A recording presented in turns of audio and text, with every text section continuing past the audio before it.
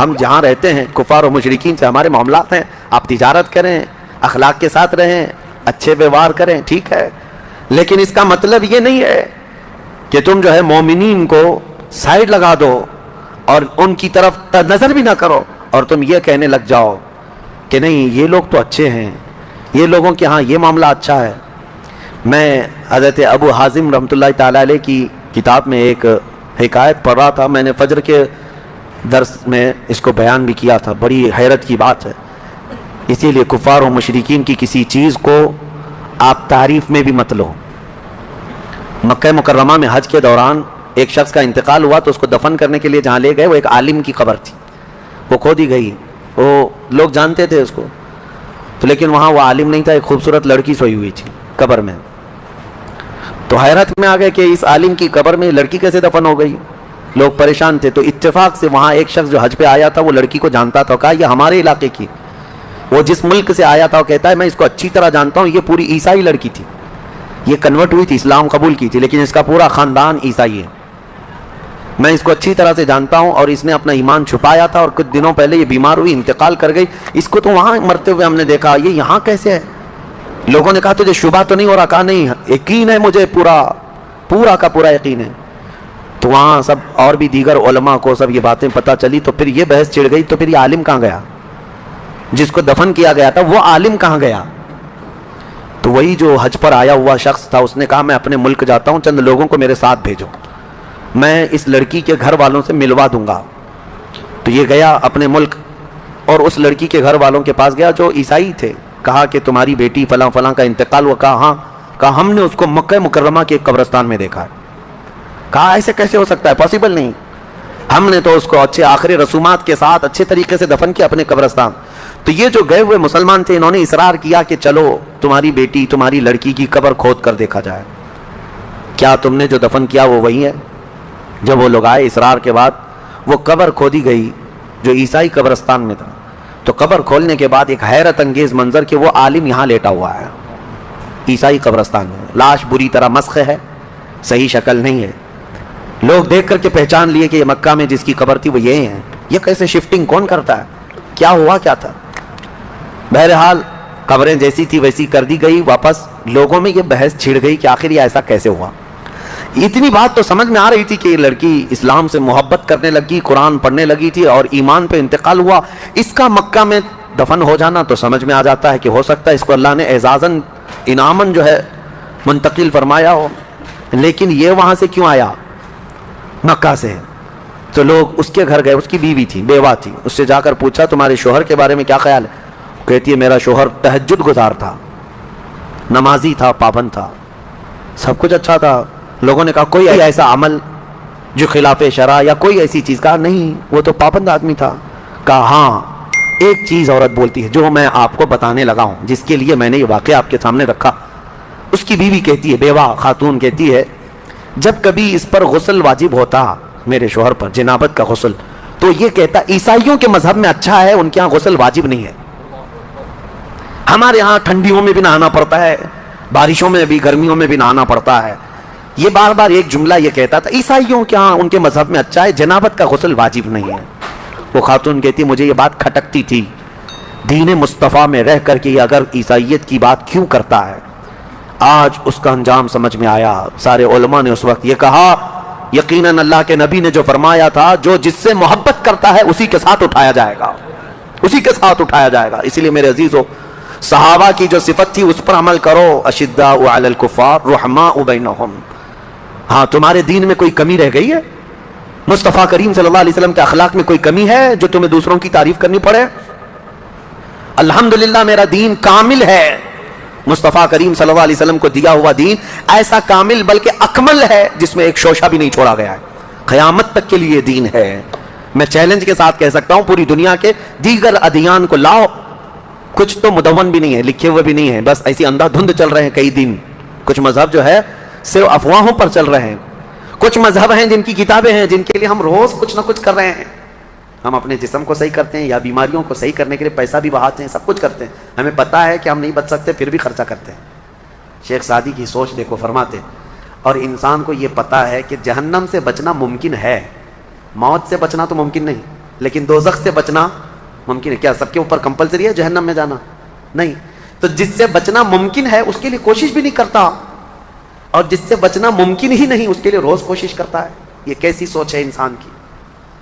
मौत से नहीं बच सकते, कोशिश ठीक है, तुम दवाइयां करते रहो, लेकिन कोशिश ये करो कि अल्लाह मुझे दोज़ख से बचा ले, मुझे आखिरत के अज़ाब से बचा ले। मेरे अजीज़ों, हमारा सारा निज़ाम इस्लाम का आखिरत पर टिका हुआ है। इसीलिए रब ताला ने फरमाया, मन काना युरीदु हर्सल आखिरती नज़ीद लहू फी हर्ज़ी। एक बात मैं आपको बता दूं, अगर इस्लाम से आखिरत का कॉन्सेप्ट निकाल दिया जाए तो पूरा दीन खोखला हो जाएगा। यानी फिर किस चीज़ के लिए कर रहे हो तुम? नमाज क्यों पढ़ रहे हो? चोरी से क्यों बचते हो? शराब क्यों नहीं पीते? हर चीज़ का ताल्लुक तुम्हारा आखिरत से जुड़ा हुआ है, आखिरत से। क्यों?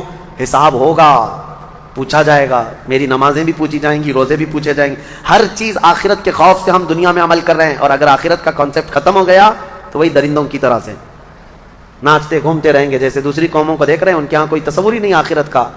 उनका तो ये है कि अच्छे काम करोगे तो दूसरे जन्म में अच्छा बन के पैदा हो जाओगे, बुरे काम करोगे तो दूसरे जन्म में कुत्ता बिल्ली बन के पैदा हो जाओगे। बस इतना ही है, इससे ज़्यादा नहीं है। फिर भी कुछ लोगों के यहाँ है स्वर्ग और नर्क का, लेकिन वो भी उतना यकीनी नहीं है, उतना यकीनी नहीं है जितना तुम्हारे लिए जहन में यकीनी जन्नत और दोज़ख का तस्वुर है, ये दूसरों के यहाँ नहीं है। इसीलिए मेरे अजीज़ों, आखिरत के तस्वुर को इतना मजबूत बिठाओ, इतना मजबूत बिठाओ। मुझे बात याद आती है कि हमारे एक बुज़ुर्ग थे, मेरे बड़े दादा, अल्लाह उनकी तुरबत पर रहम फरमाए। पूरे इलाके में लोग इस बात के शाहिद हैं, जब भी कोई कुछ गलत काम करता या छोटी बहुत भी चीज़ हल्की नज़र आती उनको, तो डांटने के लिए सबसे पहला जो जुमला वो कहते थे, वो यही कहते थे, क्या तुझे आखिरत का खौफ नहीं है? आखिरत से नहीं डरता? ये एक जुमला अक्सर हर काम पर, नमाज के सिलसिले में हो या किसी को कहीं पर गप्पे लगाते बैठे हुए देखते तो ये कहते आखिरत का डर नहीं है। ये उन बुज़ुर्गों का शिवा रहा है, औलिया इकराम का तुर्रा इम्तियाज़ रहा है कि वो अपने सारे अमाल आखिरत के खौफ पर रखे हुए हैं। हज़रत हातिम आसम रज़ी अल्लाह तआला अन्हु बड़े पाए के बुज़ुर्ग हैं, फरमाते हैं नमाज जब पढ़ते थे तो कहते मेरा तस्वुर यही होता है, मेरा तस्वुर यही होता है कि मौत मेरे गर्दन के पीछे, मलकुल मौत यही है। ये सोचता हूँ कि अब आखिरी नमाज है मेरी, आखिरी नमाज है, और दोनों तरफ मेरे जहन्नम के गड़े हैं, इधर भी उधर भी। मैं अगर थोड़ा सा भी हिल जाऊँ तो हो सकता है इधर के गड़े में या इधर के गड़े में, और पीछे मलकुल मौत है और सामने रज़ाए इलाही है और जन्नत है। मैं बढ़ने की कोशिश कर रहा हूँ। इस तस्वुर के साथ वो नमाज़ पढ़ते थे, इस तस्वुर के साथ। और सजदे में जाते तो ये कहते कि मेरा आखिरी सजदा होगा, मलकुल मौत पीछे ही खड़ा है मेरी गर्दन के पास, और अगर मैं थोड़ा बहुत हिल गया तो इधर भी दोज़ख है, इधर भी दोज़ख है। सामने की तरफ मुझे पूरा तस्वुर जमाना है, रज़ाए इलाही है और जन्नत मेरी यहाँ है। तो उनके सारे तस्वुरात हर काम में आखिरत पर डिपेंड थे। मेरे अजीज़ों, आज लोगों में जो बदअमली आई है उसकी एक बड़ी वजह यही है, हमारे बच्चों में और नौजवानों में आखिरत का डर कम हो गया, डर कम हो गया। ये जितने भयानक भयानक गुनाहों में आज मुलविस हैं, इनको डर नहीं है, इनको खौफ नहीं है। मैं एक बात बताता हूँ, पिछले ज़माने की एक बात है कि एक परहेजगार शख्स थे, मुत्तकी थे बनी इसराइल में। एक खातून जो फहश कामों में मुलविस रहती थी, तो वाइफ थी या जैसी भी, वो आई इस आबिद के पास, ये परहेजगार शख्स था। ये जब आई तो कहा कि रात गुजारने के लिए मेरे पास कोई ठिकाना नहीं है, बाहर ठंडी और बारिश है, मुझे थोड़ी सी जगह दे दो। उस आबिद ने रहम खाकर अपने घर में औरतों के रोने पर कभी शैतान दाखिल हो जाता है। मदद के लिए औरत रोना धोना जब करती है तो अच्छे अच्छों का ईमान ख़त्म हो जाता है। वो औरत रोने लगी कि मेरा कुछ कोई सहारा नहीं, बारिश में भीग जाऊंगी, मैं तड़प तड़प के ख़त्म हो जाऊंगा। उस आबिद शब जिंदादार उसने अपने खानका में जगह दे दिया। जब रात हो गई तो वह औरत आई उसके सामने आई और उरियानियत के साथ अजीब व गरीब हरकतें करके उसको गुनाह पर उभारने लगी। वो आबिद तन्हा था, वो करीब आया, उसके बाद पूछा क्या चाहती है? कहा चल कोई नहीं है, रात में कोई नहीं है, हम लोग अपने जिस्मों की सुकून हासिल कर लें। उसने, उस आबिद ने कहा कि ठीक है, मैं उससे पहले थोड़ी देर मैं भी आता हूँ, ख्वाहिश है तेरे साथ आ जाता हूँ, सोता हूँ, लेकिन उससे पहले मैं देखता हूँ। उसने क्या किया, घर में जो चिराग जल रहा था, बहुत उस वक्त मिशाल जलाए जाते थे, करंट तो नहीं, लाइट नहीं, मिशाल जो जलाए जाते थे, उसने वो मिशाल को करीब किया, पहले उसमें अपनी उंगली लगाया तो चमड़ी जल गई, हाथ झटकने लगा। वो खातून तैयार खड़ी थी, पूछने लगी कि क्या कर रहा है? कहा रुक जा, देख रहा हूँ। थोड़ी देर के बाद दूसरी उंगली आग में लगाया, चमड़ी जल गई। फिर उसके बाद वो इसी तरह जलाता रहा उंगली को। उस खातून ने पूछा कि क्या कर रहे हो तुम? उस आबिद ने कहा मैं देख रहा हूँ, इस आग को मैं बर्दाश्त कर सकता हूँ तो फिर ठीक है, मैं यहाँ मज़े भी कर लूँगा, इसलिए कि जहन्नम की आग इससे 70 गुना ज़्यादा तेज़ है, मैंने सुना है। देख रहा हूँ कि यहाँ की आग मैं बर्दाश्त कर पाता हूँ। 2 उंगलियाँ सामने किया, 3 उंगलियाँ किया, 4 उंगलियाँ जब मशाल में लगाया तो पूरा चमड़ा जल करके सिर्फ उंगलियों की हड्डियाँ काली होकर रह गई। हाथ पूरा चमड़ा लटक गया, पूरा ख़त्म हो गया, हाथ पूरा जला रह गया। वो औरत चीख मारने लग गई कि क्या कर रहा है, चमड़े के जलने की बू आने लग गई। इसी असना में वो औरत चीख मार करके बाहर निकलती है कि बचाओ मुझे, बचाओ, ये पागल हो गया, पागल हो गया। बादशाह की पुलिस वहाँ से गुजर रही थी, आई और उसने पूछा कि क्या हुआ है? कहा कि इस आबिद ने मेरी इज्जत पर हमला कर दिया। तो पुलिस अंदर घुस गई, देखा तो ये बैठा हुआ था। अब आओ देखा नताओ, हमला कर दिया इस पर। लोगों को बाहर पता चल गया कि ऐसा ऐसा हुआ है। एक औरत आई थी और उस पर आबिद रात को तन्हाई में उसके साथ मुंह काला कर रहा था। तो लोगों ने मारना शुरू किया, इतना मारा कि वो आबिद मर गया, इंतकाल हो गया, ख़त्म हो गया। अब मसला ये है कि अब लोगों में ये बात फैल गई कि इतने सालों जिसको हमने इबादत में देखा था वो एक औरत के चक्कर में आखिरी वक्त बहक गया और मुँह काला कर लिया। अब उसके बाद उसको उठाते हैं, उठा करके कब्रस्तान में जब दफन करने के लिए रखा गया, कब्र में जैसे ही रखते हैं उस कब्र में तेज़ खुशबू भर चुकी है, हर जगह से खुशबू के झोंके आ रहे हैं। लोगों ने कहा ये बदकार आदमी की कब्र में इतनी खुशबू कहाँ से आ रही? उसको दफन कर दिया और ये बात मशहूर होने लग गई। बादशाह खुद भी आया, पूछा ये क्या मसला क्या है? तो लोगों को जब ये बात समझ में नहीं आई तो उलमा को बुलाया गया और पूछा गया कि क्या मसला है। कहा गया कि ये बदकार नहीं हो सकता, ये अल्लाह की रज़ा में इंतकाल किया है। उस खातून को पकड़ कर लाया गया, पूछा गया कि क्या क्या मामला हुआ था, सच बता।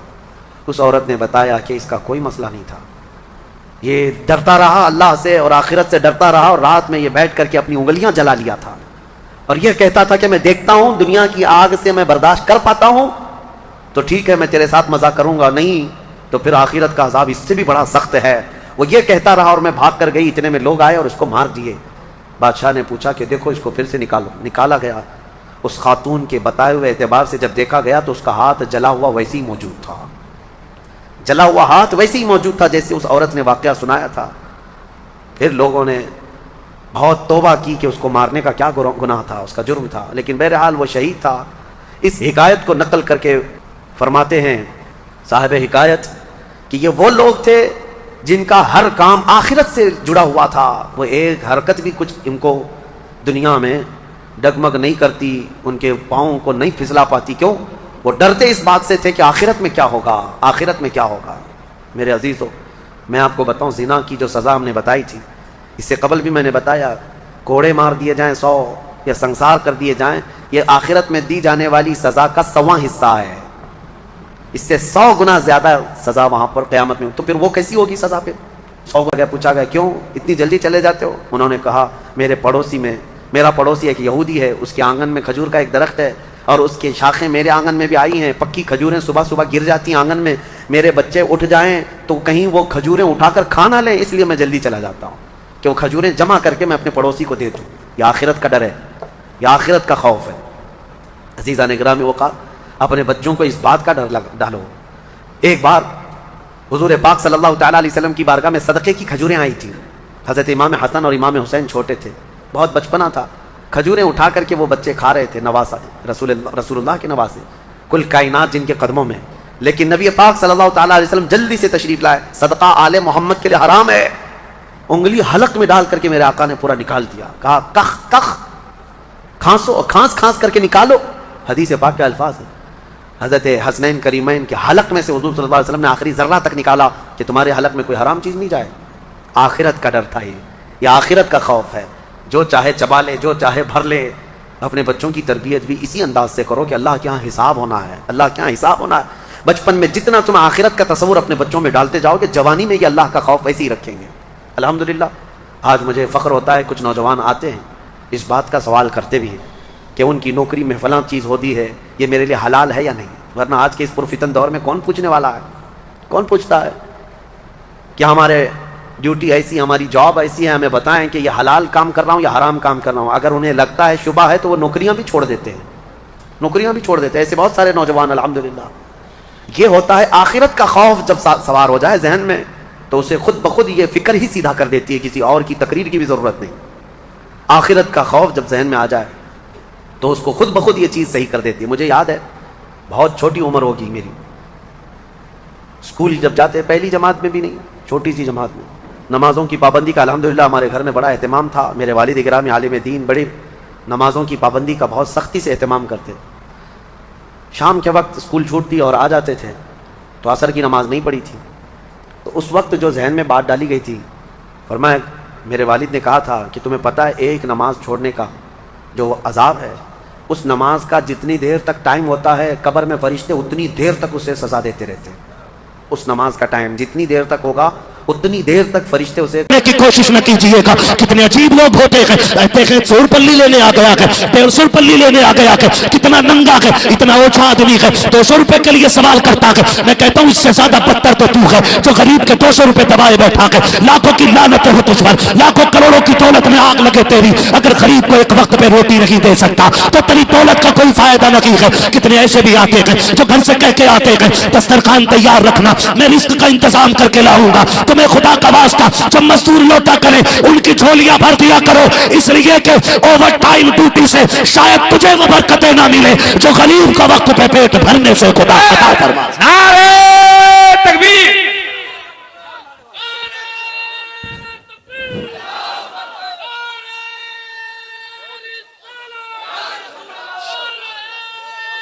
शुक्रिया।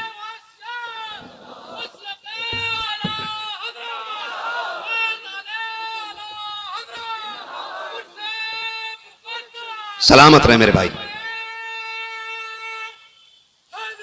या अली, या अली।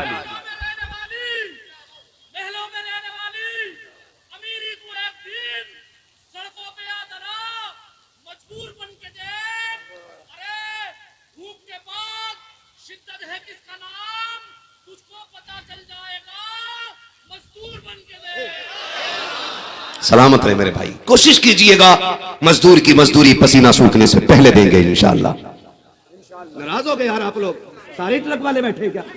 तो जो नहीं है वो तो बोल देना यार सुभान अल्लाह। अल्लाह सबकी कमाई में बरकतें अता करे, अल्लाह सबको खूब दे, लेकिन अपने साथ दूसरों का भी ख्याल रखना किया करो। अपने साथ आपको क्या लगता है, जिस यतीम बच्चे के पास कुछ नहीं था, आज देख रहे हो जिस जमीन में बैठे हो उसी की है, जिस आंगन में बैठे हो उसी का है। सुभान अल्लाह, है ना? आज बड़ा बड़ा करोड़पति हाथ जोड़े खड़ा है। क्या किया इन्होंने गरीबों के सर पे हाथ रखा है। रब ने महबूब को दुर्रे यतीम बनाया। हाँ, दुर्रे यतीम बनाया। हमारे उस्ताद गिरामी अल्लामा आकिल मिसबाही साहब हुजूर शारे बुखारी, तकरीबन कितनी जिल्दें हो गई? 11वीं जिल्द बुखारी शरीफ की शरह की चल रही है। अल्लामा आकिल मिसबाही साहब के बिला हमारे उस्ताद गिरामी, हमें फख्र है, अल्लाह ने हमें, हाँ माशाअल्लाह, इज्जत फरमा रहे, हमारे भी उस्ताद है। वो फरमाया करते हैं, हमने पूछा जब बताएं यतीम कौन होता है और दुर्रे यतीम कौन होता है? तो वो फरमाते हैं, बेटे यतीम वो होता है जिसे किसी सहारे की जरूरत हो, और दुर्रे यतीम वो होता है जो बेसहारों का सहारा बन के आता है। सुभान अल्लाह, सुभान अल्लाह। मेरा नबी दुर्रे यतीम बन के आया है, बेसहारों का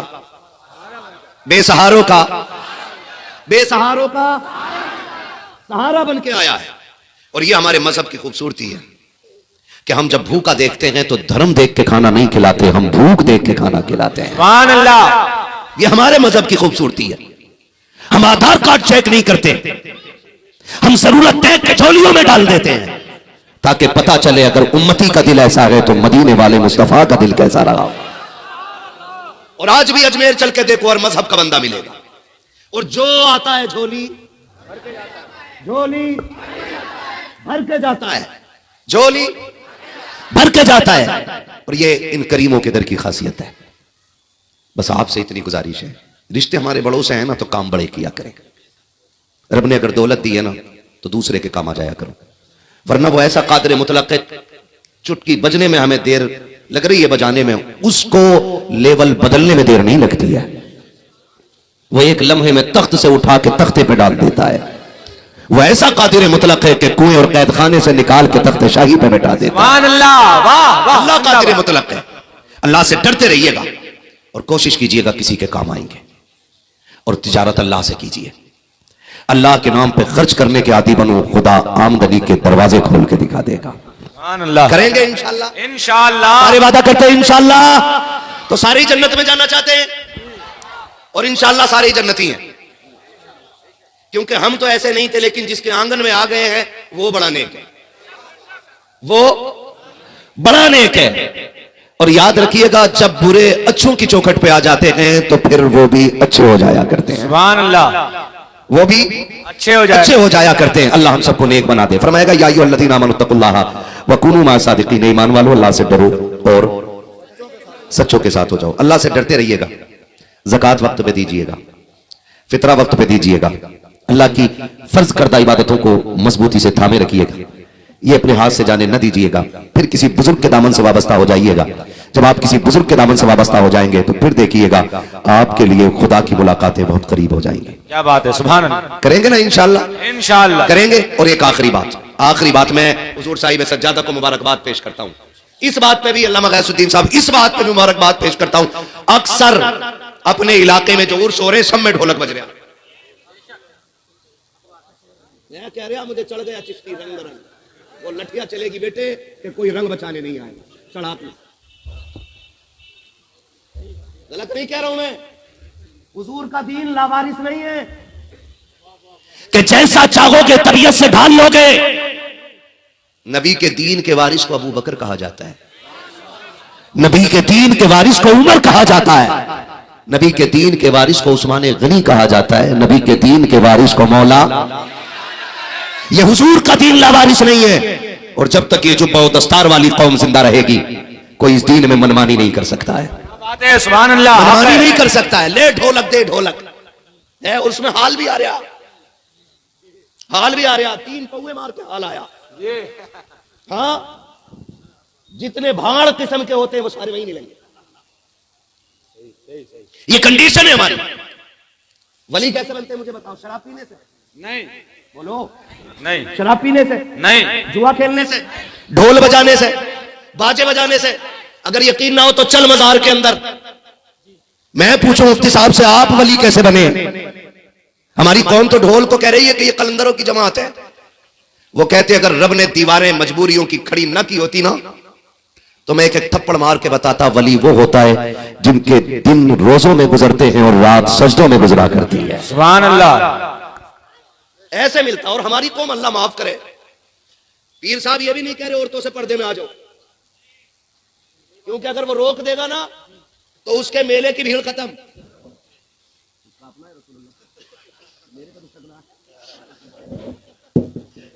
रोक ही नहीं रहा, कतई रोक ही नहीं रहा। धड़ाधड़ है। क्या मैं औरतों को रोक दो कि फिर रस्म में रह गई कौन? पूरी जिम्मेदारी के साथ कह रहा हूं, पूरी जिम्मेदारी के साथ। मैं ऑनलाइन हजरत को सुन रहा था, अल्लाह ऐसे ही सज्जादे बना दे सारे। आमीन आमीन तुम आमीन। तो कहा था अगर यही बदतमीजियां रही तो अगली बार सादा सकुल कर लेंगे। जी जी जी जी जी जी, हक है। यह है इल्म का फायदा और यह है आलिम की शान। इसलिए कि उसने दीन देखा हुआ है कि शाबे अभी तालीम से निकल करके ये हिंदुस्तान तक कैसे आया। सुभान अल्लाह, वाह वाह, जिंदाबाद जिंदाबाद। उसे मालूम है कि बेटियों के वकार में खातून जन्नत की कितनी बड़ी कुर्बानी है। ये ढोलक के आगे नाचने वाले, ये बेटियों के दुपट्टे उड़ा के मौज करने वाले, ये क्या जाने बेटियों की खैरत की शय का नाम होता है। ये भांग पी के अली का पलंग कहने वाले, इन्हें क्या पता कि अली के सीने में जो दीन था वो कितना कीमती था। हजरत ने ऐलान किया अगर ये बदतमीजी रही हम सादा सकुल कर लेंगे। लेकिन माफ कीजिएगा नौजवानों, हमें मजा ही तब आता जब धमक हो और रगे थिरक रही हो, ये कूद रहा हो, तभी से हाल आ रहे हो। खुदा का वास्ता जरा सोचो तो सही, आप जरा अंदाजा लगाइए। मेरी पूरी जमात बैठी हुई है, एक बात का जिम्मेदार हो। सबसे बड़ी इबादत को नमाज कहा जाता है, सबसे अच्छी जगह को मस्जिद कहा जा सकता है। अगर तेरी मेरी बेटी को इशा जोहर असर फजर मगरिब में मस्जिद में जाने की इजाजत नहीं है तो मुझे बता तो सही, लफंगों की चौखट पे जाकर के, दबंगों में बैठ करके ढोलक के आगे नाचने की बेटी को इजाजत दीन कैसे दे सकता है? मुझे बता तो सही। अगर इस्लाम बेटी को मस्जिद में इसलिए नहीं जाने देता कि इज्जत पे आँच ना आ जाए तो फिर मेलों में इजाजत कैसे दे सकता है? खुदा के वास्ते अगर मस्जिदों में बेटियों को लाने की इजाजत लगी तो मेलों में भी लाने की इजाजत नहीं है। इज्जत वाले वो नहीं है जो करोड़ों के मालिक है, इज्जत वाले वो नहीं है जो मर्सिडीज के मालिक है, इज्जत वाले वो है जिनकी बेटियों के किरदार में खातूने जन्नत के पर्दे की झलक नजर आया कर। सुभान अल्लाह। नारे तकबीर, नारे रिसालत, उर्से नाइबे मुजाहिदे मिल्लत, तालीमाते हुजूर नाइबे मुजाहिदे मिल्लत। बेटी आपकी हो या मेरी हो या किसी की भी हो, हमारे नबी ने बेटी की इज्जत सिखाई है। हातिम ताई की पोती हुजूर की बारगाह में लाई गई कैदी बना के। कैसे लाई गई? कैदी बना के। जब कैदी बना के लाई गई ना हुजूर की बारगाह में, सर पे चादर नहीं थी, हुजूर ने मुजम्मिल वाली चादर अता कर दी। सहाबी ने कहा हुजूर ये तो दुश्मन की बेटी है, कैदी बना के लाई गई है, हुजूर चादर दे रहे? मेरे नबी ने फरमाया चुप हो जा, बेटी बेटी होती है, चाहे मोमिन की बेटी हो चाहे काफिर की बेटी। ये हर बेटी मोहतरम होती है, मगर मैं बड़ी तकलीफ होती है ना जब स्टेज लगे होते हैं और कह रहे हैं फला बाबा का उर्स है और 4 स्टूल 4 टेबल आगे लगे होते हैं और जिधर का शेर भारी हुआ ना हजरत उधर ही पैसे चल रहे हैं। आप कह रहे हैं मजे आगे साहब, और लोग बात हो रहे हैं भाई मुखिया के लोंडे पे कितना पैसा, वो तो आप पता चला। आज चमकी भाई दौलत, गड्डी रख के बैठा था सबसे आगे। मैं पूछना चाहता हूँ इन तमाशों में पैसे लुटाने वालों, क्या आपकी बस्ती में बेवा नहीं रहती है? क्या आपकी बस्ती में यतीम बच्चियां नहीं रहती हैं? क्या ऐसी बेटियां नहीं है कि जिनकी गुर्बत की वजह से बालों में सफेदी आ गई, बाप एक दामाद खरीद के न ला सका? क्या आपके मोहल्ले में ऐसी बच्चियां नहीं रहती हैं जिनके घर के खर्चे मुश्किल से होते हैं? रब ने अगर तुम्हें दौलत दी है, इस तमाशे की महफिल में बैठ के दौलत में आग न लगा, मुट्ठी बंद करके ले जा और किसी कागज में लपेट करके पैसे उस पर लिख के डाल दे ये पैसा आपके लिए है। अपना नाम भी ना डाल, अपना पता भी ना दे, दरवाजा भी ना बजा, जा गरीब के दरवाजे पे फेंक के आ जा। मैं नहीं जानता कि जो तूने कपाल और तमाशों में लगाया है इसके बारे में कितना लट चलेगा, लेकिन इतना जानता हूं अगर तेरा यही पैसा किसी गरीब, किसी यतीम, किसी बेवा के आंसू पोंछने के काम आ गया, फिर बेफिक्री से मर जाना, तू कब्र में बाद में आएगा, मदीने वाले का करम तेरी कब्र में पहले आ जाए।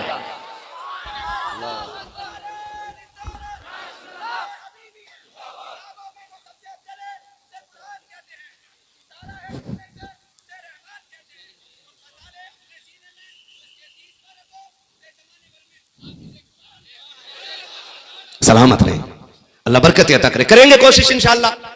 ये तमाशे बंद कर दो। जिस कौम की बेटियां आज भी सिग्नल पे भीख मांग रही हो उस कौम को हक नहीं है कि वो तमाशों में जाके शामिल हो जाए। चलो आप भी रोड पे रहते हो, मैं भी रोड पे रहता हूं जी, मैं तुमसे ज्यादा भटकने वाला बंदा हूं। मेरा कोई दिन ऐसा नहीं गुजरता जो रात मेरी सड़कों पे ना गुजरती हो। एक सिग्नल ऐसा नहीं मिलेगा जहां पे नकाब वाली बच्ची खड़ी ना मिले। कौन लेकर गया कौम को यहां पे? क्या मजबूरियां? हर टोल प्लाजा पे देखो हर नकाब वाली बच्ची की गोद में एक बच्चा होता है। आज कौम कहां आ गई? और हम डूबे, हम पी पी के मलंग हो रहे हैं, पी पी के मलंग हो रहे हैं। शर्म कर यार, जन्नत इतनी सस्ती नहीं है कि तेरे प्लेट में रखी तूने सटक ली और मिल गई तुझे। जन्नत सस्ती होती तो करबला में 72 शहादतें नहीं होती। जन्नत सस्ती होती मेरे नबी के चचा का कलेजा चबाया नहीं जाता। जन्नत सस्ती होती हजरत सुनैरा की आंखें ना निकाली जाती। जन्नत सस्ती होती हजरत सुमैया के बीच से 2 टुकड़े नहीं होते। जन्नत सस्ती होती मेरे नबी की बेटी शहादत का जाम ना पीती। जन्नत इतनी सस्ती होती तो शायद अभी तालिब के 2.5 साल या 3 साल का मुहासरा जो जान निकालने वाला है वो बर्दाश्त नहीं किया जाता। जो जन्नत देख के नहीं आया वो कह रहा मुझे देख के जहन्नम को भी आ गया पसीना। जिनने देखी नहीं हजरत वो कह रहा मुझे देख के जहन्नम को भी आ, तेरे अब्बा का चूल्हा है, मट्टी है कोई कि यूं आएगा उतर जाएगा तू। जिसने देखी वो रातों को रो के कहता था रब्बे सल्लिम उम्मती, रब्बे हबली उम्मती। अल्लाह उम्मत बड़ी गुनाहगार है, मालिक पुलसरात से गुजरे ना तो मेरी गुनाहगार उम्मत को ना देखना, अपने महबूब को प्यारे चेहरे को देख लेना। जिसने देखी वो रो के ये कह रहा हो, जिसने नहीं देखी वो कह रहा मुझे देख के जहन्नम को भी आ गया पसीना। हाँ अब्बा मरा, बेटा सुबह कह रहा मेरे अब्बा जन्नती थे क्योंकि मैंने उन्हें एक चिड़िया को पानी पिलाते देखा। ले भाई ठीक है, वो पूरे मोहल्ले की जमीन जोत के खा गया। वो नहीं देखी एक चिड़िया का पानी दिख गया तुझे, उसका हिसाब कौन देगा बेटे? जो गरीब का खून पी के तेरा अब्बा गया है। कब्र पे खड़े हो कह रहे मेरे अब्बा की कोई गलती हो माफ कर देना। मशीयत का नकीब कहता मुंह बंद कर, ताले लग गए। अब तू कौन होता इसकी माफी मांगने वाला? गलती इसकी थी, इसको माफी मांगनी थी। 70 मरतबा कब्र कहती रही होश में रहे। 60 गाड़ियों का मालिक है तो क्या जिस दिन मेरे अंदर आएगा औकात याद दिला दूंगी। बंगलों में रहने वाले, एसी में लेटता था, मैं फिर कहती थी होश में रहना, मेरे अंदर कीड़े हैं, सांप हैं, बिच्छू हैं, एसी में बिस्तर झाड़ के लेटा, एक दिन मेरे अंदर लेटना पड़ेगा।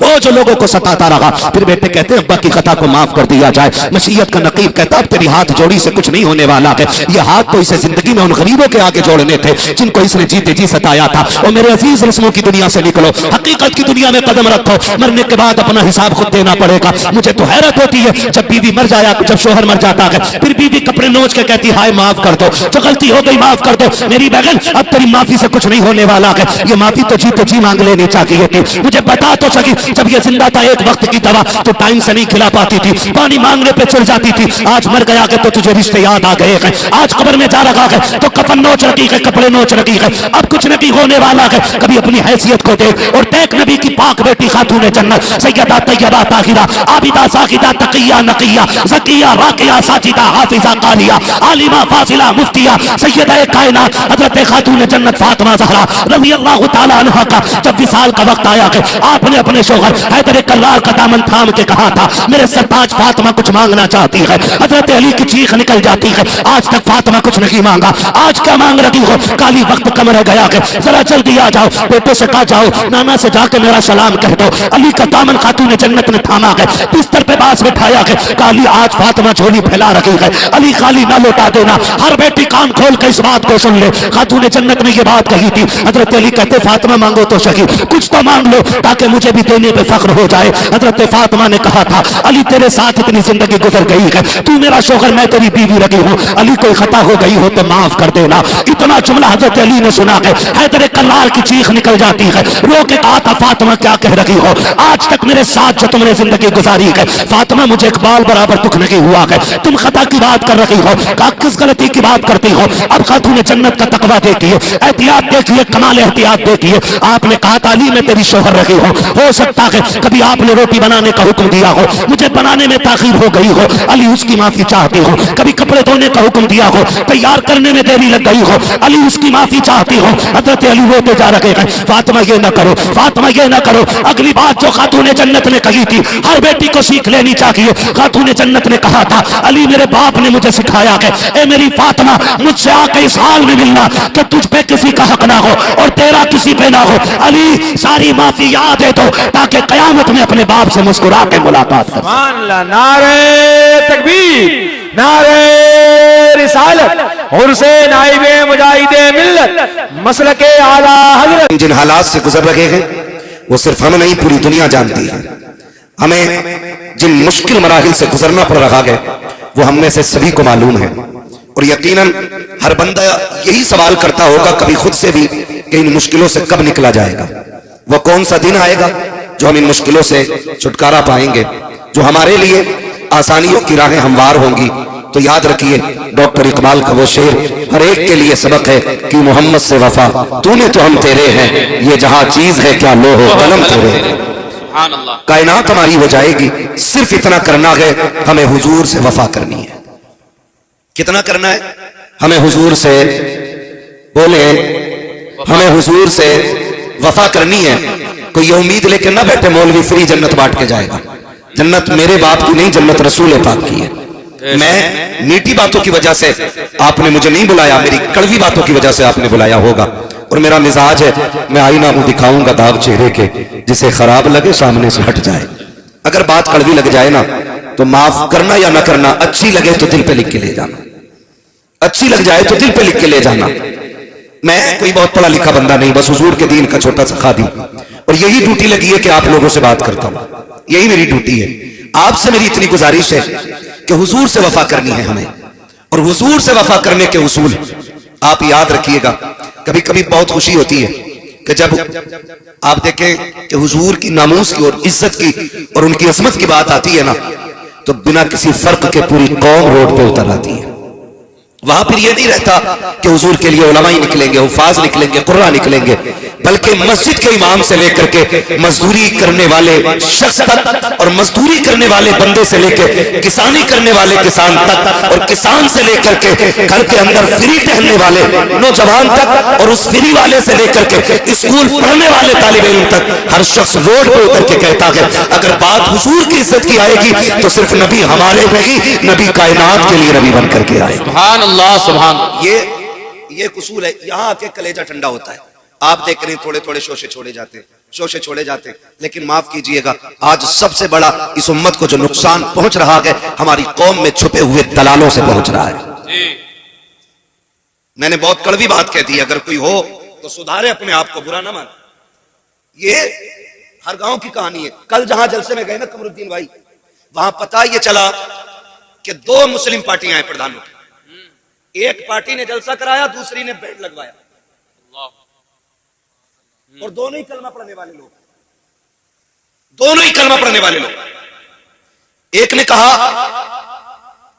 कि भाई प्रधान जी बोल रहे हैं हम, बच्चों ने प्रोग्राम रखा है, तो कह दिया ठीक है कर लो।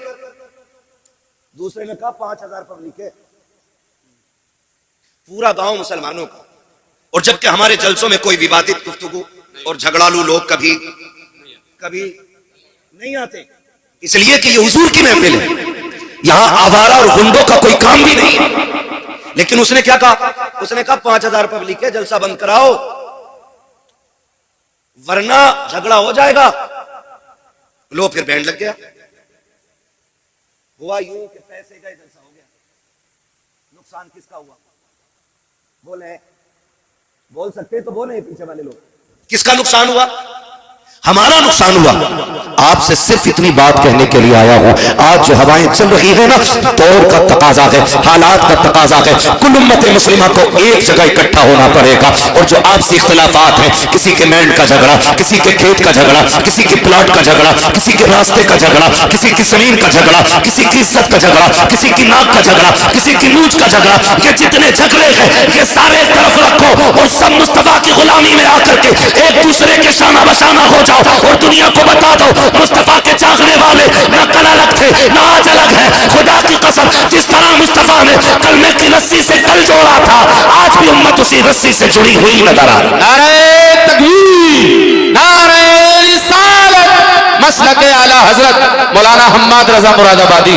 सुभान अल्लाह सुभान। आज सबसे ज्यादा जरूरत है इत्तेहाद की, अपनी सफों में इत्तेफाक पैदा करें, वरना ये बहुत जिम्मेदार लोग बैठे हुए हैं। कोई मस्जिदों में सैकड़ों लोगों की क़यादत कर रहा है, कोई मदरसे में सैकड़ों बच्चों की जिंदगी सवार रहा है, कोई अपनी दरसगाह में ऐसी तरबियत दे रहा है कि कुरान वालों की दुनिया भी बेहतर हो जाए, आखिरत भी बेहतर हो जाए।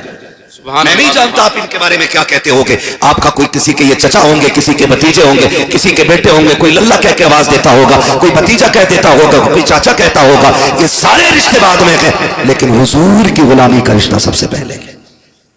ये सबसे पहले, ये सबसे पहला रिश्ता है। हम इनका एहतराम इसलिए नहीं करते कि इनके 8 हाथ पैर हैं, इसलिए भी नहीं करते कि इनकी 4 आंखें, इसलिए नहीं करते कि ये बैक वक्त चारों तरफ देखते हैं, बल्कि इसलिए करते हैं कि इनके सीने में जो दीन है वो मेरे मुस्तफा का दिया हुआ है। मेरे मुस्तफा का दिया हुआ दीन है।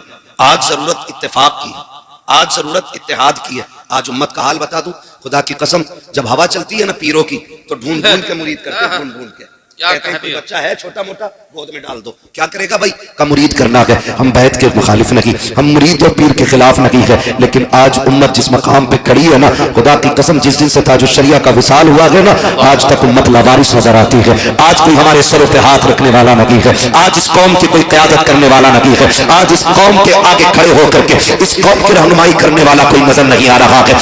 आज जरूरत है कि हम मुस्तफा के दिए हुए तरीके को अपना कायद बना लें। कुरान जो हमारे बीच में है उसको अपना रहनुमा की तस्लीम करें, और हर जगह अपनी क़यादत के लिए मुस्तफा के दिए हुए तरीके और कुरान को अपना रहनुमा बना करके आगे बढ़े। अगर किसी को किसी से कोई नाराजगी है तो चलो उठाओ, उसको माफ कर दो, उससे माफी मांग लो। आप अगर ये कहो कि मौलाना माफी तो मांग लूंगा, लेकिन लोग जलील करेंगे, रुसवा करेंगे, कोई छोटा कहेगा, कोई कहेगा डर गया, आज उसकी परवाह नहीं करनी है, उससे कह दो उसके दरवाजे पे जाओ जो तुमसे नाराज है। अगर छोटा भी है उसके दरवाजे पे दस्तक दो और जाके कहो यार मुझे माफ माफ कर दे। अगर कोई खता हो गई है, अगर वो धक्का भी दे, अगर ये भी कहे मुझे तुझसे समझौता नहीं करना, तू कितना बेगैरत है, तू फिर से आगे आगे उससे कह देना आज मैं गैरत और बेगैरत के लिए नहीं बल्कि मदीने वाले के बताए हुए तरीके के लिए आया हूं। मेरे नबी ने कहा है जो रूठे हुए भाई को पहले सलाम करता है अल्लाह उसके सारे गुनाह माफ फरमा दिया। सुभान अल्लाह, सुभान अल्लाह, बहुत खूब। मना लो,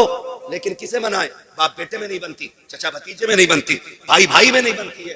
हाँ, अगर एक इंच फालतू न पगई ना तो उसी पे मुकदमे चल रहे हैं। अगर एक ईंट दीवार में निकल गई, कह रहा है ये क्यों निकली भाई, ये मिस्त्री की भी खता हो सकती है, ये थोड़ी सी निकल गई तो इसमें क्या हुआ? उसी पे झगड़े, इन छोटी छोटी बातों पे इतने बड़े झगड़े। आप जानते हो माफ करना हुजूर ने सिखाया है। किसने सिखाया? हुजूर ने सिखाया है। आज जब बाप बेटे नाराज हो जाते तो बेटा कहता नहीं मैं अब्बा को सलाम नहीं करूंगा। कहा क्यों? कहा उन्होंने मुझे चौराहे पे जलील किया था, मुझे डांट दिया था, मैं अपने यारों के साथ खड़ा था। मैं कहता हूं बेवकूफ, जिन्हें बाप डांटते हैं ना वो बेटे खुश नसीब होते हैं, बेशक, इसलिए कि डांटने वाले भी रब नसीबों से अता फरमाता है। क्या बात, सही बात है, ये नसीबों से मिलते हैं। अगर बाप डांट दे तो गुस्सा ना करो, ये हक है उसका, क्योंकि वो बाप है, पावर है उसके पास, क्योंकि वो बाप है।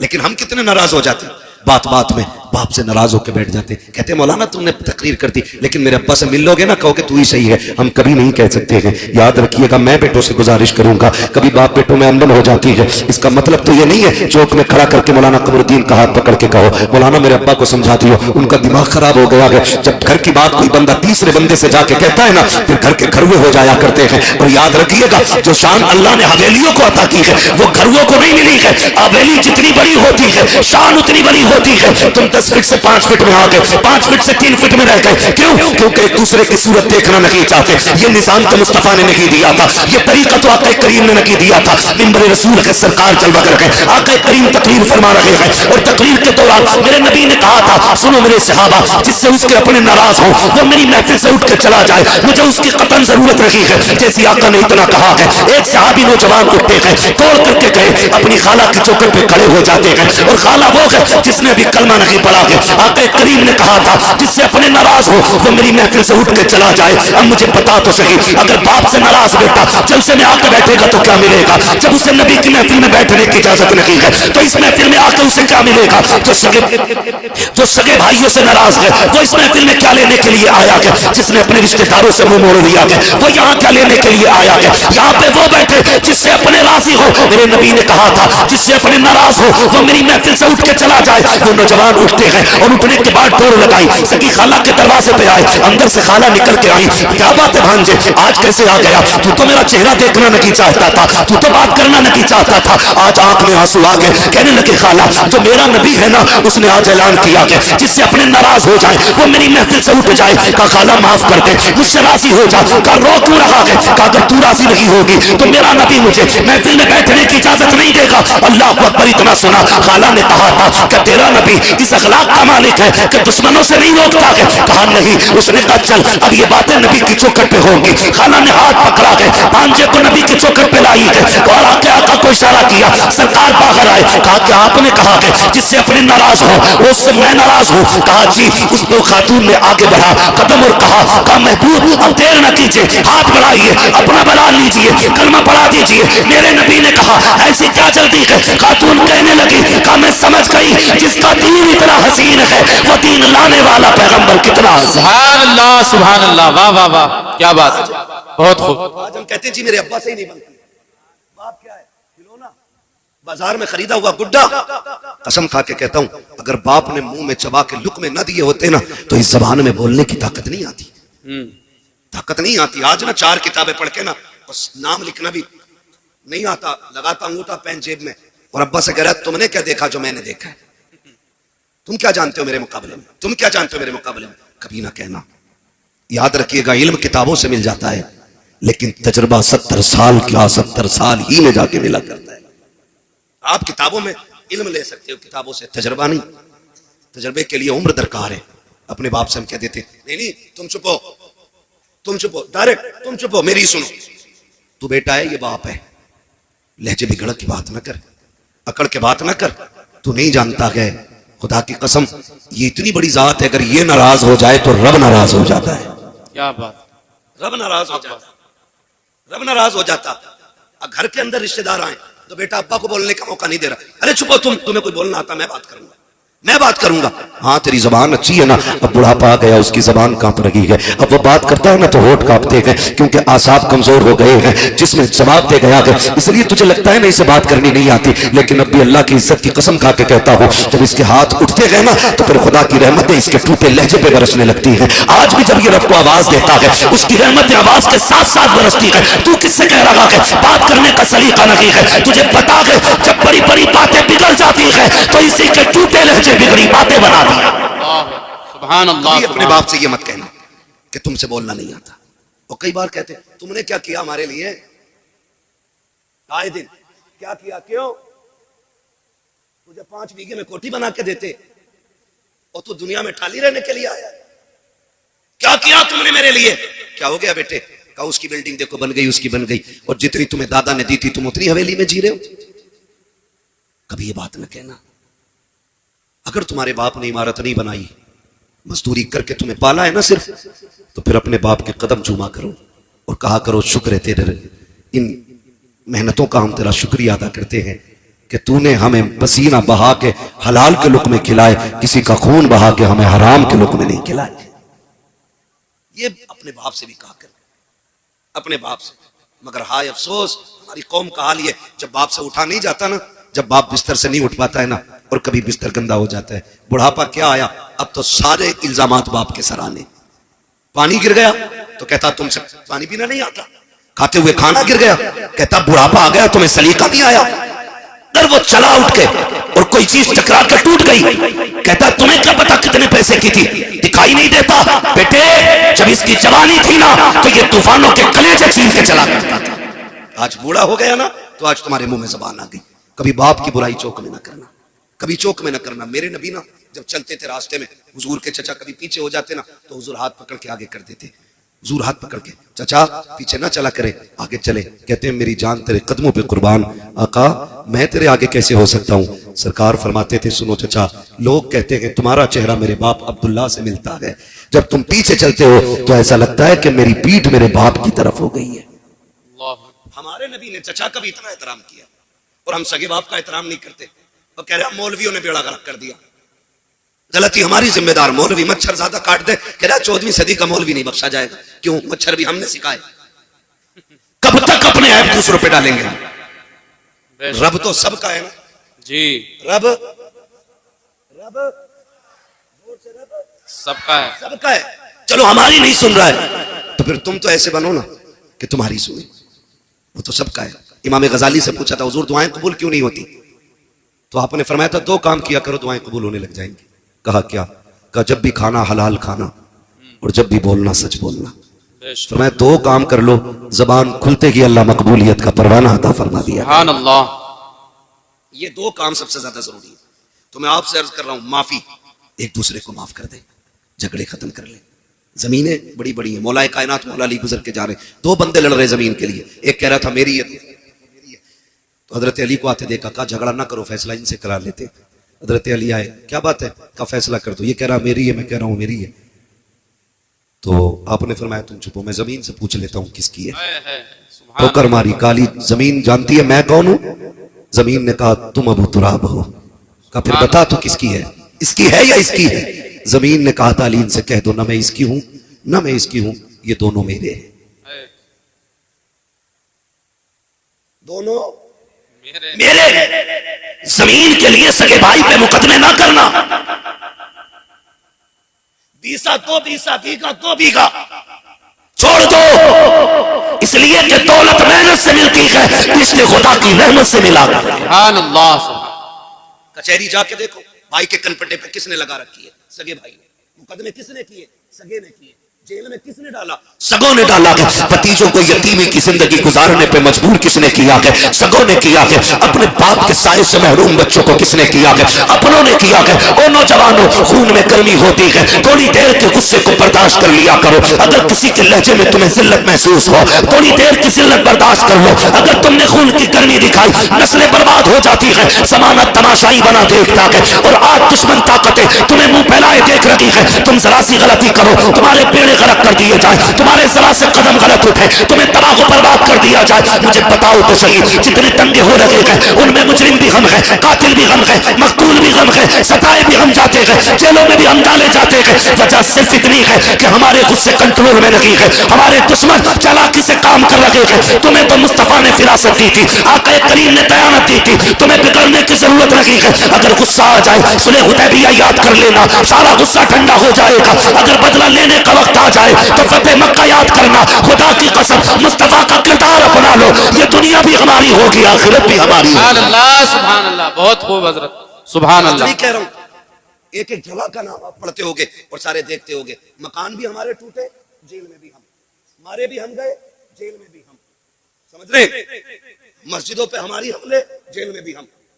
मेरे भाई गुस्सा गुस्सा गुस्सा कंट्रोल में रखो, कंट्रोल में रखो, वरना दुनिया तुम्हें लूटने पे लगी है, लूटने पे लगी है। 10, 20, 50 हजार, लाख, 10 लाख, 20 लाख ये मुकदमों में लग जा रहे हैं। हम भाई को सजा कराने के लिए 50,000 दरोगा को देने तैयार हैं, लेकिन भतीजे की जिंदगी बचाने के लिए 5,000 हॉस्पिटल में देने तैयार नहीं। ये हमारी सच्चाई है। और गौस का दामन नहीं छोड़ेंगे, आला हज़रत का दामन, अरे पकड़ा ही कब है हमें, छोड़ोगे क्या? पकड़ा ही कब है? किरदार देखें हम अपने।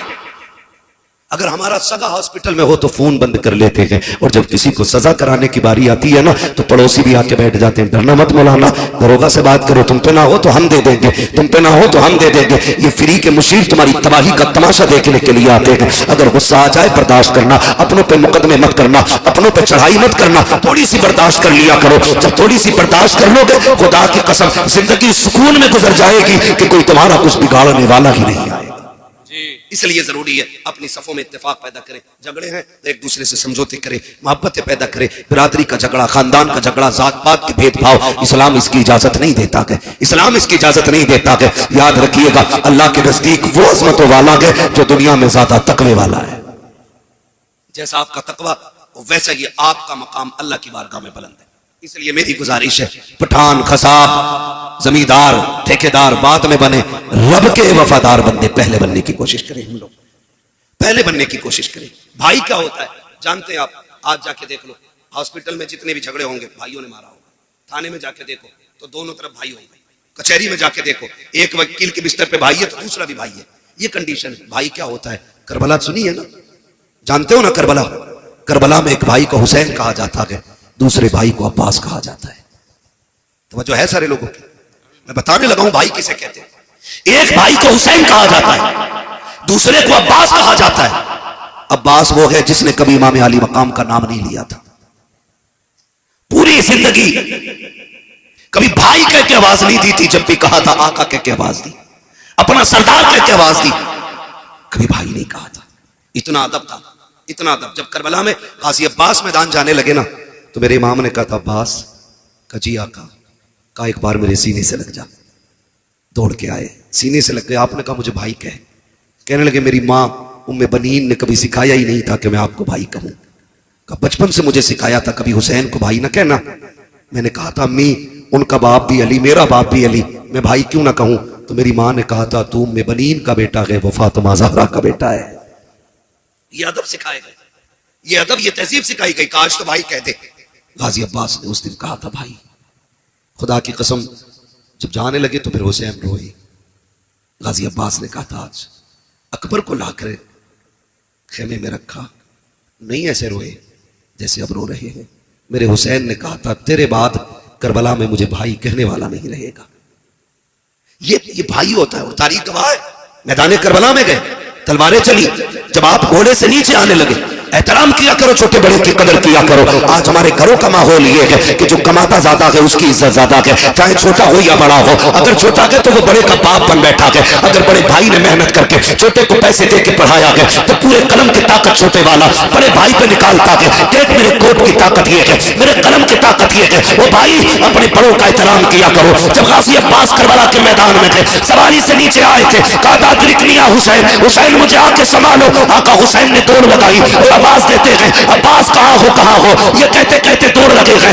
एक कोने कोने से आवाज आई, हुसैन मैं यहाँ हूँ। आपने जाते जाते पहला बाजू उठाया, कहा इन्ना लिल्लाहि व इन्ना इलैहि राजिऊन। दूसरा बाजू उठाया, दोनों बाजुओं को सीने से लगाया, समझ गए मेरे गाजी के बाजू कटे गए। तारीख गवाह है, जब हुसैन गए गाजी के पास, एक आंख में तीर लगा गए, दूसरी आंख में खून भरा गए। आपने कहा था आगे हुसैन, कहा जी। आका हुसैन ने भाई का सर गोद में रखा है। अब अदब देखिए भाई ने भाई का कैसे किया है। आज भाई का भाई गला काटने के लिए तैयार है, अपने फायदे के लिए। अपनों को जमीन में दफनाने वालों, कान खोल के सुनो, रिश्ते कैसे निभाए जाते हैं। जब गाजी अब्बास का सर हुसैन की गोद में आया था, मेरे इमाम ने कहा था गाजी खैर तो है, कहते शुक्र है रब का। फिर गाजी अब्बास ने कहा था हुसैन मुझे मालूम है कि तुम मुझे लेके जाओगे। कहा हाँ। कहा मेहरबानी करना, मुझे खेमे ना लेके जाना। कहा किस लिए? कहा सुबह से इतनी लाशें उठाई है कि तेरे बाजू थक चुके हैं हुसैन, अब तू तनहा रह गया है, हुसैन मुझे लेके ना जाना। कहा सुन अब्बास, मैं यहाँ कैसे छोड़ दूंगा, खेमे में तेरी ज़ैनब को तेरा इंतजार है, उम्मे रुबाब को तेरी राह पे आके जमी है। कहा सुन तो सही, सकीना भी तो तेरा इंतजार कर रही है। गाजी अब्बास ने कहा था हुसैन अगर तुम मुझे लेके गए और सकीना ने पूछ लिया चाचा तुम तो पानी लेने गए थे, पानी किधर गए, तो जवाब क्या दूंगा। अल्लाह अकबर, तारीख गवाह है। मेरे हुसैन ने भाई के सर को सीने से लगाया, कहा कोई ख्वाहिश हो तो बता। गाजी अब्बास ने कहा था हुसैन अगर मेरे हाथ होते तो तकलीफ ना देता, मेहरबानी कर मेरी एक आंख में तीर लगा के, दूसरी आंख में खून भरा के मेरी खून वाली आंख को साफ कर दो। कहा किस लिए? कहा जाते जाते आखिरी निगाह तेरे चेहरे पे डालना चाहता हूँ। ये रिश्ते होते हैं। गाजी अब्बास की आंखों से जैसी खून साफ हुआ है, सीने के पार भी तीर है, सीना चलनी है, बाजू कट चुके हैं, पूरा जिस्म लहू लहान है। लेकिन जब हुसैन को देखा लबों पे मुस्कुराहट आ गई। कहा मुस्कुराए क्यों? कहा मैं वो खुशनसीब हूँ कि जिसको आखिरी लम्हे में ये सादत मिली है। मैं उस चेहरे को देख रहा हूँ जिस चेहरे को मदीने वाला बार बार छुपा कर। सुभान अल्लाह, सुभान अल्लाह। ये सुभान अल्लाह। रिश्ते होते हैं। और फिर आखिरी सांस ली और हमेशा के लिए खामोश हो गए, हमेशा के लिए खामोश हो गए। भाई कदर करो, रिश्तों की कदर करो। मैं क्या बताऊं हुसैन किस तरह भाई की जिस्म को खेमे में लाए थे। मेरे अजीजों, ये जो रिश्ते अल्लाह ने दिए ना, इनकी कदर कर लें। खुदारा निकल जाए इन झगड़ों से, निकल जाए इन नफरतों से। हमें मोहब्बत बांटनी है, मोहब्बत बांटनी है। ना गोरे को काले पे फजीलत है, ना अमीर को गरीब पे फजीलत है, ना किसी तुर्क खान पठान शेख को, किसी फकीर किसी अंसारी पे कोई फजीलत है। हुजूर ने एक रस्सी में सबको बांधा और वो रस्सी थी ला इलाहा इल्लल्लाह मुहम्मदुर रसूलुल्लाह। ये एक रस्सी है, आज इसमें बंधने की जरूरत है। अगर फर्क होता ना तो बिलाल कभी अबू बकर की करवट में खड़े नहीं होते। अगर फर्क होता ना तो बिलाल कभी उमर के बाजू में खड़े नहीं होते। अगर फर्क होता तो फतह मक्का के दिन मेरा नबी बिलाल को काबे की छत पे कभी ना चढ़ा। क्या बात, क्या बात। हमने इतने झगड़े पैदा कर लिए, हम एक दूसरे को जलील करने पे लगे हुए, एक दूसरे को नीचा दिखाने पे लगे हुए। ये तो मर के पता चलेगा ऊंचा कौन है नीचा कौन है। हम कौन होते हैं फैसले करने वाले। निकले हम इन झगड़ों से और वो माहौल पैदा करें कि हम दुनिया को बता दें कि मोहम्मद से वफा तूने तो हम तेरे हैं, ये जहां चीज है क्या लो हो करम तेरे हैं। और सिर्फ यही रिश्ते नहीं, यही रिश्ते नहीं, अगर थके ना हो तो थोड़ी बात आगे बढ़ा लो। थके तो नहीं है ना अभी, आप नहीं थके ना अभी। जो लोग नहीं थके वो कहते हैं जरा या रसूल अल्लाह। मैं तो आप लोगों की हिम्मत और मेहरबानी कि इतनी रात तक आप बैठे हुए हैं, क्योंकि मैं पूरे 2 घंटे लेट यहां पहुंचा हूं। अल्लाह आपको सलामत रखे। बस अगर सुनना चाहते हो तो मैं सुनाऊं, लेकिन यह भी अच्छा नहीं लगता ना जबरदस्ती अपनी बात किसी पे थोपी जाए। तैयार है सुनने के लिए? जरा कह दें या रसूल अल्लाह। हाँ, हमारे कुछ भाई खड़े होकर सुनने, अल्लाह इन्हें सलामत रखे। हाँ, ये भी बड़ी बात है, क्योंकि इतनी देर खड़ा रहना भी छोटी बात नहीं है, बड़ी बात है। हाँ, और माशाल्लाह खड़े वाले बंदों ने भी हाथ उठाया है, कभी और खड़े रह सकते, आप बैठे रह सकते। ये शायद इतने बड़े बड़े मौलाना लोग यहाँ रहते और आप सर हिला के कह रहे बैठ सकते हैं ना थोड़ी देर? सलामत रहे माशाल्लाह। हाँ, बस मैं अर्ज करूं आपसे, एक ये रिश्ता भाई का भाई से रिश्ता, फिर एक रिश्ता और बेटी का रिश्ता, बहन का रिश्ता, ये भी मजबूत कर ले। कोई भी किसी का भी दामाद हो, उससे मैं गुजारिश करना चाहूंगा ससुराल में जाके तोपना बना करो। दामाद है, कोई तूफान नहीं है तू। हमने ऐसे भी हज़रत दामाद देखे जिनकी मोहल्ले में कोई औकात नहीं अपने, वो ससुराल में टांग पे टांग रख के बैठे होते।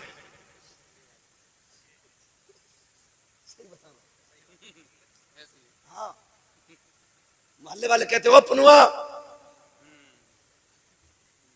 मतलब सही से नाम भी नहीं लेते मोहल्ले वाले। और ससुराल में वो वैल्यू बनाई है इसने, रोला बना के रखा। पढ़ा लिखा भी ससुर है ना, कह रहा इनसे पूछो भाई हमारे बड़े दामाद हैं, तो वहां इतनी लंबी अलग ही रख रहे हैं। सुने, अल्लाह ने एक जिंदगी मुकम्मल की है, बेटी के जरिए, बहन के जरिए, बीवी के जरिए। ये जिंदगी के बड़े अहम हिस्से हैं। अगर बेटी ना हो तो आंगन सूना, अगर बहन ना हो तो हवेली सूनी, अगर बीवी ना हो तो घर सूने। ये तीनों अहम रिश्ते हैं और सबसे ज्यादा जुल्म इन्हीं पे होता है, सबसे ज्यादा। वो दामाद जिस गरीब ने अपने घर 300 रुपए का जूता नहीं पहना होता है, वो ससुर से 1800 रुपए लेता जूतों के लिए।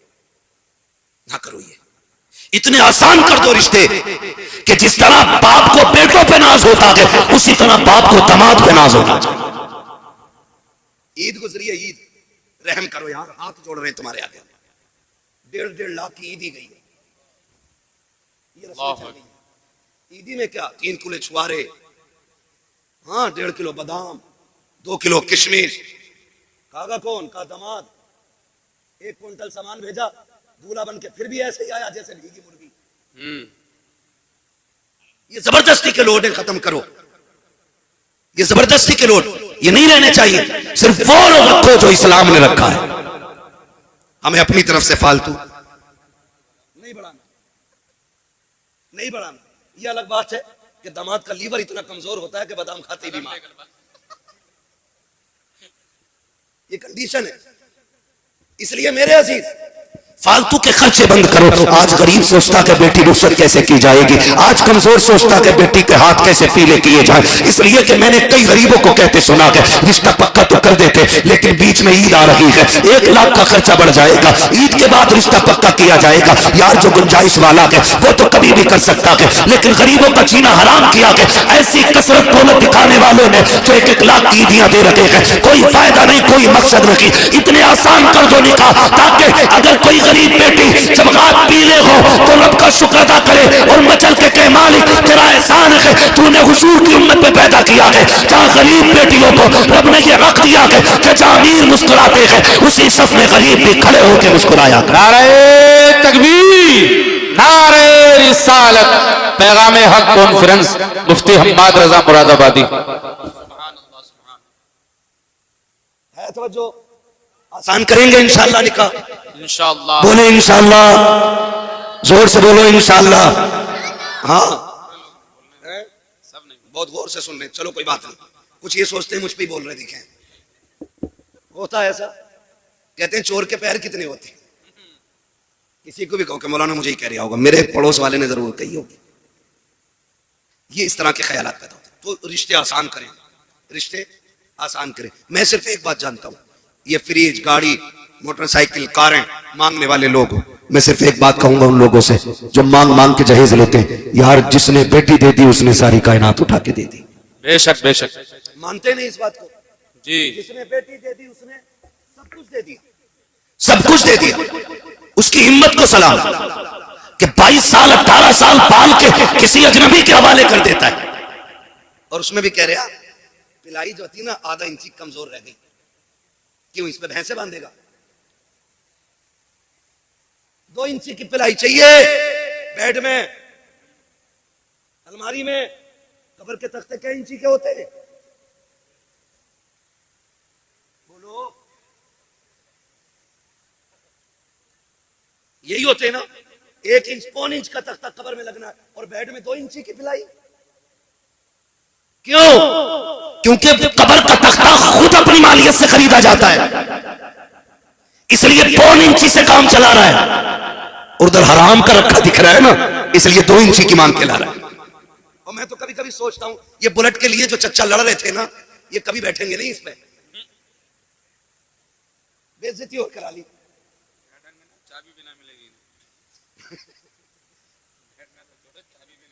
चाबी, मैं एक बात कह रहा हूं, बेगानी शादी में अब्दुल्ला दीवाना,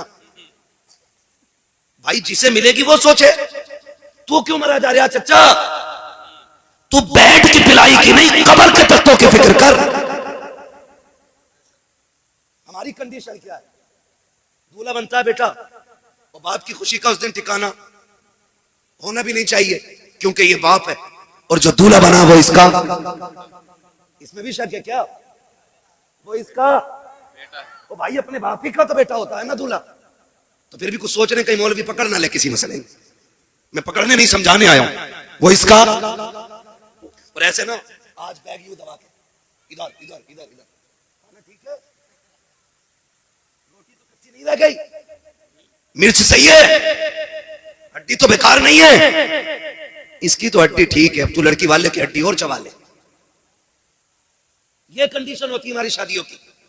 मजाल है जरा सी नमक तेज हो जाए, रोटी कम पड़ जाए, बिरयानी ज्यादा हो जाए, रोटी कम रह जाए, फजीते करते हुए चलते गए। हाँ क्या खिलाया है उसने, उससे दो लोगों को रोटी सही से नहीं दी गई। वो बेगैरत तो रोटी की बात करता है। जब तू बारात लेके आया था ना तो 300 लोगों को हाथ जोड़ जोड़ के ला रहा था। चलिए वरना इज्जत रह जाएगी, चलिए वरना लोग जलील करेंगे। 4 आदमी बारात में आने के लिए नहीं थे। वो तुम्हें खुदा का वास्ता जब बेटी वालों के घर जाया करो, आधी रोटी घर खा के जाया करो, आधी बेटी वाले के घर खाया कर। अगर तेरी आधी खुराक की वजह से किसी बेटी के बाप की इज्जत रह गई, अल्लाह कयामत में कम नेकियों के बावजूद तेरी इज्जतों को चार चांद लगा देगा। नारे तकबीर, नारे रिसालत।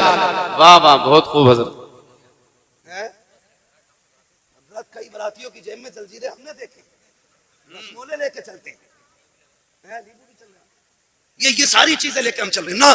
ना करो, क्योंकि बारात का खाना 8 दिन की मेहनत नहीं, किसी बाप के 18 साल लगे हैं, किसी के 15 लगे हैं। ये तो उस दिन पता चलेगा ना जब अपनी बेटी की रुखसती की बारी आएगी, तब पता लगता है इज्जत क्या होती है, तब पता चलता है जिल्लत क्या होती है।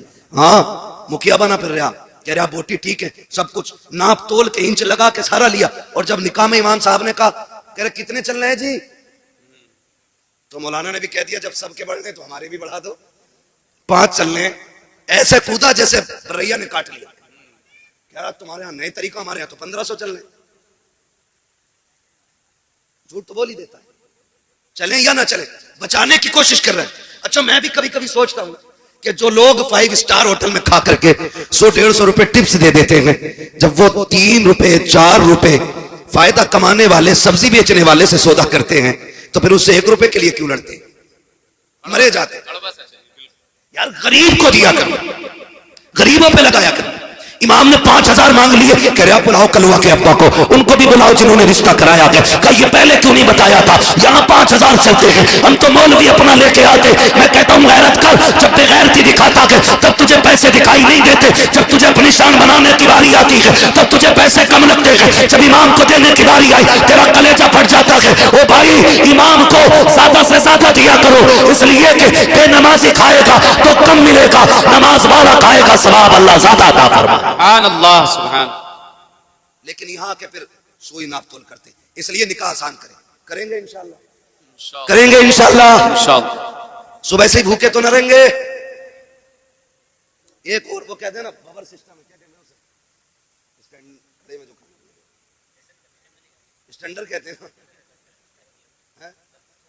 हाँ स्टैंडर्ड ही क्या है उसे लोग कहते हैं। हम लोग जो गांव के लोग हैं, हमको इतने बड़े शहर के थोड़ी हैं यार, गांव के घर की ऐसी समझ लो।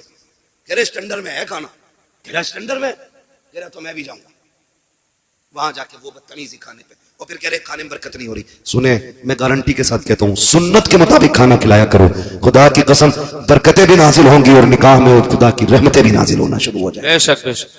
तो मैं आपसे जो बात कर रहा था, मैं ये कह रहा था ये रिश्ते हमने इन पे बड़ा जुल्म किया। बेटी का रिश्ता, बहन का रिश्ता, माँ का रिश्ता, ये सारी हमने मजलूम बना दिए, सारी मजलूम बना दिए। रिश्ते बहुत अहम होते हैं, इन्हें जोड़ने की कोशिश करो, तोड़ने की कोशिश नहीं करनी है, इन्हें जोड़ने की कोशिश करनी है। ईद गुजरी है, ईद उस दिन गुजरे, टांडे में 3 दिन ईद चलती है। इतनी बेगैरती है हमारी कौम के अंदर, क्योंकि अभी कटा नहीं ना हमारा कोई दीन के लिए, इसलिए ईद भी 3 दिन करेंगे, बदमाशियां भी करेंगे, डीजे भी बजाएंगे। ईद खुदा की तरफ से बहुत बड़ा तोहफा है, हम इसकी इज्जत करें, हम इसकी कदर करें। ईद के नाम पे टांडे बच्चियां भेज दी कि हक है उसका ईद में जाना, नहीं, ये गलत है। जो हक है वो दो उनको, जो नहीं है वहां उन्हें फ्री ना करो। दीन बड़ा मुश्किल है। वरना सच बताओ, जब तेरी मेरी बेटी बेपर्दा किसी बाजार में जाती होगी, फिर खातून जन्नत की बेटी सैयदा ज़ैनब के दिल पे क्या गुजरती होगी, खुद सोचो। वो सोचती नहीं होंगी हमने खानदान दे दिया लेकिन पर्दा नहीं दिया था। हमने अपनों की लाशें देखी हैं, बच्चों के कटे सर देखे, लेकिन हमने हुजूर का दिया हुआ पर्दा नहीं छोड़ा। तो फिर क्या जवाब होगा अगर कयामत में उन्होंने पकड़ लिया तो? इसलिए खुदारा हम अपने रवैयों को बेहतर करें, रवैयों को बेहतर करें। ईद गुजरी है ना, कई लोग ना बेटियों को फोन, ना बेटियों को बुलाना, क्यों कि दामाद से अनबन हो गई थी। समधी जो ना, समधी भी मुझे तो कहीं कहीं ऐसा लगता कि पूरे आतंकवादी होते। नहीं कह रहा हूं, कह रहा जाऊंगा नहीं, मुझ का मसला और जागा मेरा लड़का भी नहीं। निकाह लड़के का हुआ, अब्बा तुम्हारा नहीं हुआ है। बेटी पे सितम न करो वरना अल्लाह ऐसा रगड़ेगा सारी समझीगिरी निकाल देगा। जो बने बैठे ना हम समझी है ना करें। बाप को बेटियां बड़ी प्यारी होती हैं, बेटियों को कभी मां बाप से जुदा ना करें। खुद भी इनके साथ शामिल हो, इनको भी मां बाप के साथ भेजे, उनके पास भेजे, ताकि बेटियों की खुशियों में कमी ना रह जाए। ये हम सभी पे लाजिम है, इन रिश्तों को निभा के चलें। और बस आखिरी बात आपसे ये कह के मैं बात खत्म करूं कि हम जिस सोसाइटी में जी रहे हैं ना, उस सोसाइटी में सबसे अहम और सबसे खास बात यह है कि हमें पढ़ना होगा, आगे बढ़ना होगा। जी, जिसके पास 50 बीघे जमीन है वो पढ़ाते ही नहीं। कह रहा ट्रैक्टर रहेगा तो ये जोतेगा, अगर कलम ले लेगा तो जमीन कौन देखेगा। एक साइन में सारी छिन जाती है। जमीन मजबूत ना करो, औलादे मजबूत बनाओ।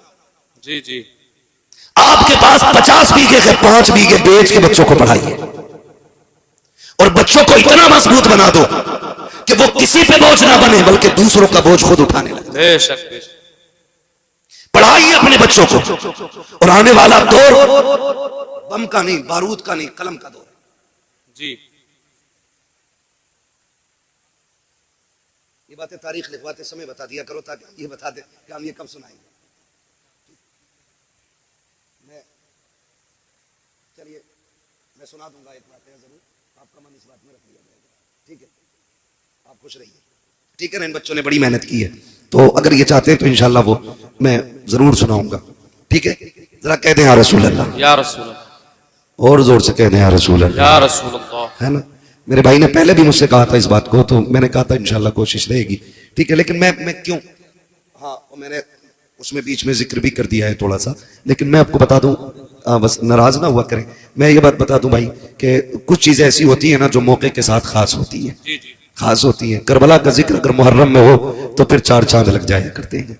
ठीक है ना, लेकिन मोहब्बत आपकी है तो इंशाल्लाह मैं कोशिश करूंगा कि इस बारे में भी कुछ बात कर लूं। जरा कह दें या रसूल अल्लाह। या रसूल। अब जो दौर है ना, मैं जो कह रहा हूं, अब जो दौर है वो दौर कलम का है। वही आगे बढ़ेंगे जो पढ़ेंगे। कब्जा हुकूमत उन्हीं की रहेगी जिनके हाथों में कलम होगा। हम जो तोड़े गए ना, हमारी जहालत की बुनियाद पे तोड़े गए। हम जो पीछे धकेल दिए गए, हमारी नाकाबिलियत की बुनियाद पे पीछे धकेला गया। हम पैसे देकर के हाई स्कूल पास करते और फिर कहते मुसलमान थे इसलिए निकाल दिया। हाँ 10% ये वजह हो सकती है कि हमारे मुसलमान होने की वजह से हटाया गया, लेकिन 90% हमारी जो पीछे हटाने की वजह होती है वो होती है हमारी लड़ाई भी। नौजवानों, किसी ऐसे स्कूल में ना पढ़ना जहां पैसे लेकर के नकल कराई जाती हो। खुद मेहनत करना और इतनी मेहनत करना कि अपनी काबिलियत से हर एक शाम को पार करके मनसब हासिल करो। लोग कहते हैं कि काबिल लोगों को नौकरी नहीं मिलती, मैं ये कहता हूं किसी मर्ज का इलाज बन जाओ, मरीज दौड़ता हुआ खुद तुम्हारी चौखट तक आ जाए। बेशक बेशक।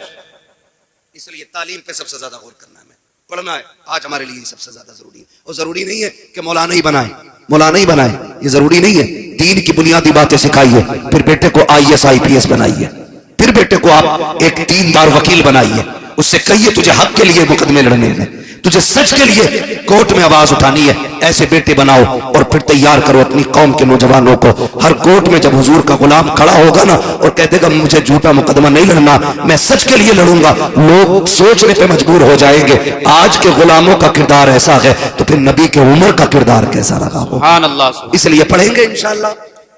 बच्चे बैठे, नौजवान बैठे, पबजी कितना खेल ले हो, बहुत दबा के खेलने हैं। दबा के चल जाओ, जिस कोने पे बैठ जाओ उठता ही नहीं। हाँ हर वक्त यूं क्या है ये? हमारा वक्त बर्बाद हो रहा है। कोई और कौम इतना नहीं खेल रही है, सच बता रहा हूं। हम रातों में चलते हैं, अगर रोड पे नौजवान मिले रात में, हम समझ जाते हैं ये मुसलमानों का गांव है। और जहां वक्त से लोग सो जाते हैं, हम समझ जाते हैं हम मुसलमान ही नहीं रहते, क्योंकि हमारा जो उसूल है ना वो बड़ा बेकार होता जा रहा है। रहन सहन खराब, तौर तरीके बदल गए। नौजवानों, अब मोबाइल चलाने का वक्त नहीं है, अब कलम चलाने का वक्त आ गया। आगे पढ़ो, आगे बढ़ो।